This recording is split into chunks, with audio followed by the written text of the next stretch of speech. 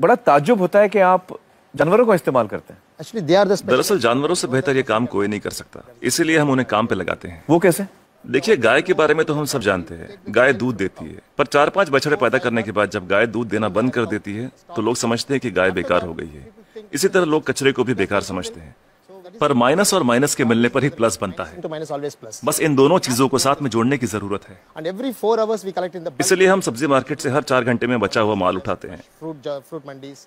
So there's कुदरत ने हर चीज के लिए वक्त दिया है, अगर उस वक्त के अंदर आप सही इस्तेमाल कर ले तो वो चीज बेकार नहीं रहती, उसमें से कुछ काम की चीज निकलती है। resource. So the dry इसलिए हम अपने प्रोजेक्ट में गाय को अपॉइंट करते हैं, हर 35 किलो छिलकों के लिए एक गाय। उनका काम है इन सब्जियों के ताजे छिलकों को खाना, गोबर देना और फिर शेड में आराम करना, रिटायर्ड जिंदगी जीना।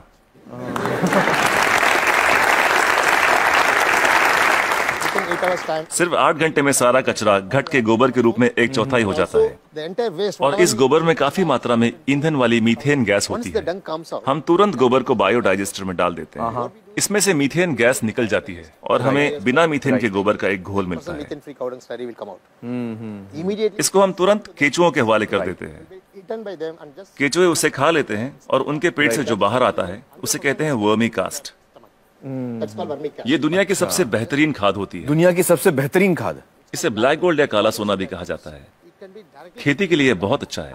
अगर बैक्टीरिया वाले तरीके से खाद बनाएं तो इसमें 45 दिन लग जाते हैं।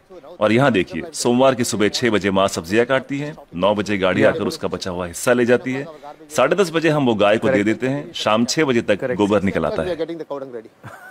Put in बायोडाइजेस्टर में गोबर से मीथेन निकाल ली जाती है और उसका घोल बचता है, उसे केचुए खा लेते हैं और तीसरे दिन सुबह तक यानी 72 घंटों से भी कम समय में ब्लैक गोल्ड मिल जाता है। खाद बनाने का ये दुनिया का सबसे तेज तरीका है, कोई मशीनें काम नहीं कर पाएगी, वो भी बिजली का इस्तेमाल किए बिना।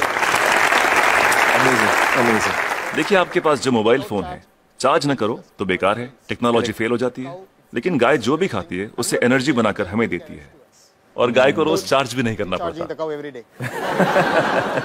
और दूसरे जानवरों का इस्तेमाल कैसे होता है? मसलन मुर्गियां क्या करती हैं?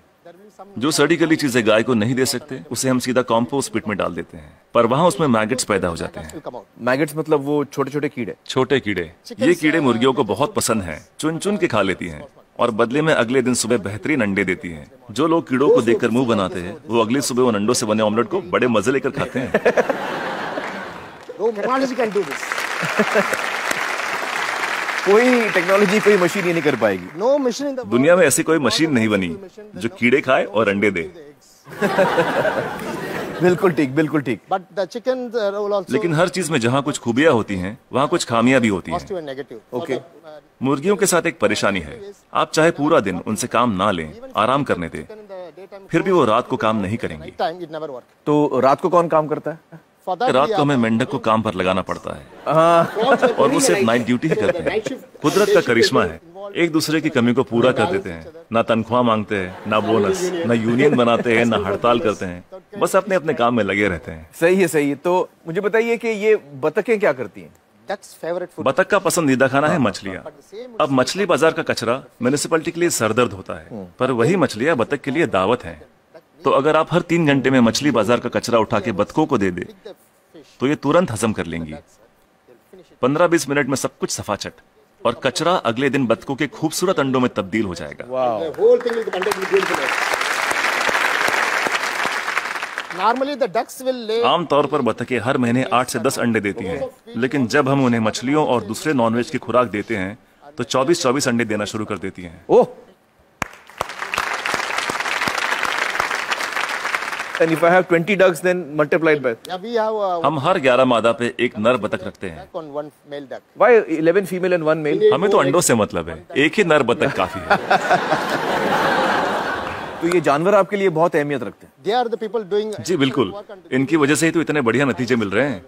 तो इस वक्त आप किसी प्रोजेक्ट पे काम कर रहे हैं? yeah, right now I'm working with Coimbatore. फिलहाल कोयम्बतूर में काम चल रहा है, डिस्ट्रिक्ट रूरल डेवलपमेंट एजेंसी के साथ। हम 10 ग्राम पंचायतों का काम संभाल रहे हैं जो एक म्युनिसिपैलिटी के बराबर है। It's equal to one municipality.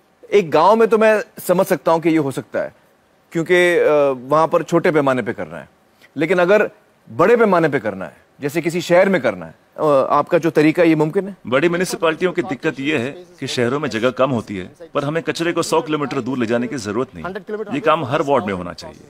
इसलिए डिसेंट्रलाइज मेथड अपनाना बहुत जरूरी है। छोटे छोटे स्तर पर करना चाहिए। Decentralize method. लोग हजारों टन कचरे से एक साथ निपटना चाहते हैं, पर ये सोच ही गलत है। अगर मैं आपको एक बड़ा कटहल दूं, तो आप उसे एक साथ एक बार में खा सकते हैं, लेकिन अगर उसके छोटे छोटे टुकड़े कर दें, तब खाना आसान हो जाएगा। इसलिए हर 2 किलोमीटर के रेडियस पे SLRM सेंटर होने चाहिए। SLRM सेंटर क्या होता है? Solid and liquid resource management centre. तो हर 2 किलोमीटर पे ये सेंटर होना चाहिए। जी, डिसेंट्रलाइजेशन एक कामयाब तरीका है। साथ ही कचरे को अलग अलग इकट्ठा करना भी बेहद जरूरी है। मिसाल के तौर पर सलून में से सिर्फ 6 तरीके का कचरा निकलता है। वो क्या है? महिलाओं के बाल, पुरुषों के बाल, ब्लेड, क्रीम लगे हुए पेपर या टिश्यू, आफ्टर शेव, कॉस्मेटिक्स वगैरह के डिब्बे और कुछ बचा हुआ खाना और फूल वगैरह। हम नहीं चाहते कि ये चीजें बाकी का कचरा ले जा रहे ट्रक में मिलाई जाए। इसके लिए अलग गाड़ी होनी चाहिए। जैसे मुंबई में करीब 2000 सलून्स होंगे। एक गाड़ी सब जगह घूम के ले लेगी। हर इलाके के लिए एक छोटी गाड़ी। हाँ, अलग अलग एरिया के लिए अलग अलग गाड़ियां होंगी। हाँ। जी, सिर्फ सलून के लिए। दिन खत्म होने से पहले सब बिक जाएगा। आज की तारीख में दुनिया का सबसे कीमती कचरा है महिलाओं के बाल।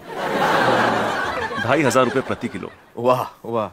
तो दिन भर का जो कचरा है, दिन खत्म होते होते वो इस्तेमाल भी हो जाएगा। अलग अलग इकट्ठा करें तो राज ये है, तरकीब ये है कि शुरुआत से ही मिक्स मत करो। जी, अलग अलग इकट्ठा करो और अलग अलग ही लेकर जाओ। तो आपके पास इसका पूरा प्लान है, मास्टर प्लान है? बिल्कुल है। वाह वाह। तो मुझे बताइए कि ये जो आपका मॉडल है, इसमें खर्चा कितना आता है? देखिए, ये मॉडल अपना खर्च खुद निकाल लेता है। मैं अपने तजुर्बे से कह सकता हूँ कि आपके घर के हर रोज के कचरे से 3 रुपए वसूले जा सकते हैं। मतलब आप अगर मेरा कचरा लेंगे तो आप मुझे 3 रुपए देंगे? उसे 3 रुपयों में बदल सकता हूँ। 3 रुपए में तब्दील कर देंगे, बदल देंगे। और कचरा उठाने का कोई भी चार्ज लिए बिना। तो मुझे बताइए कि अगर मुंबई जैसे शहर की जिम्मेदारी आपको दी जाए कि इसको आप साफ कर दीजिए, तो आपको कितना समय लगेगा, कितना वक्त लगेगा आपको? कम से कम 18 महीने। मतलब 1.5 साल। तो मतलब 1.5 साल में आप मुंबई की काया पलट कर सकते हैं। जी, बिल्कुल कर सकते हैं। बहुत बहुत शुक्रिया श्रीनिवासन जी, बहुत ही कमाल के सुझाव आपने दिए हैं। बहुत बहुत शुक्रिया। Thank you.